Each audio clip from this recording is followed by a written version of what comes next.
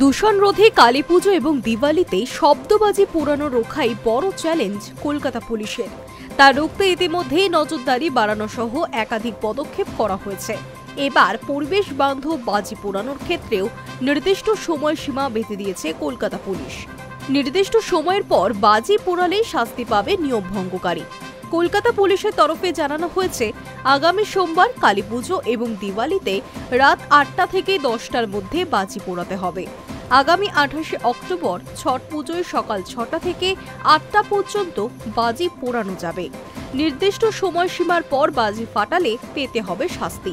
Supreme court, Kolkata high court এবং রাজ্যের দূষণ নিয়ন্ত্রণ পর্ষদের নির্দেশ মেনে প্রত্যেকটি থানার অফিসার ইনচার্জকে পদক্ষেপ করার নির্দেশও দেওয়া হয়েছে।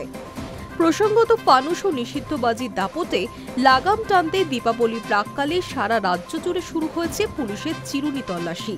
লালবাজারের তথ্য অনুযায়ী বৃহস্পতিবার পর্যন্ত মহানগরের 2572 কিলো নিষিদ্ধ শব্দবাজি এবং বেআইনি আতশবাজি পুলিশ উদ্ধার করেছে। 21টি মামলায় মোট 4 জন গ্রেফতার। তারও আগে 20শে সেপ্টেম্বর থেকে 9 অক্টোবর পর্যন্ত 8টি মামলায় 3 জনকে গ্রেফতার করেছে এবং 425 কিলো বাজি উদ্ধার হয়েছে। এখনো পর্যন্ত 29টি মামলায় 7 জনকে গ্রেফতার করে 2996 কিলো নিষিদ্ধ বাজি উদ্ধার করা হয়েছে। পুলিশ সূত্রে খবর, বাজি বিক্রেতাদের হাতে সবুজ বাজি নির্মাতাদের তালিকা দেওয়া হয়েছে। তারা যে বাজি তৈরি করবেন শুধু সেগুলি ব্যবহার করা যেতে পারে। কোনো দোকানে যাতে লুকিয়ে বা খোলাখুলি ফানুস বিক্রি না হয় তা নিশ্চিত করতেও পুলিশ তল্লাশি চালাচ্ছে।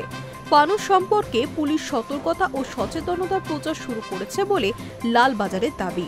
বৃহস্পতিবার টালা, ময়দান, বেহালা ও কালিকাপুরে শুরু হয়েছে বাজির বাজার। টালাবাজি বাজারের সাধারণ সম্পাদক শুভঙ্কর মান্না জানিয়েছেন, তাদের হাতে বাজি নির্মাতা ও বাজির তালিকা এসেছে।